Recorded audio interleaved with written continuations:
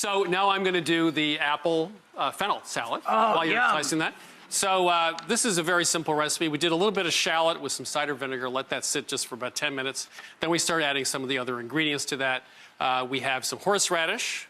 Yum. We have apple, of course, which is done in matchsticks. It's one Granny Smith. We have one of these, a celery root.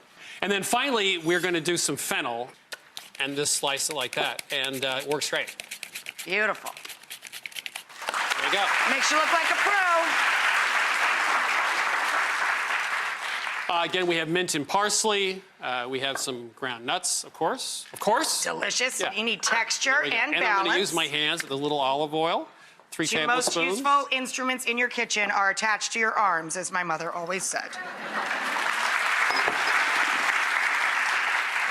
My mother said it was my ears. I should listen better.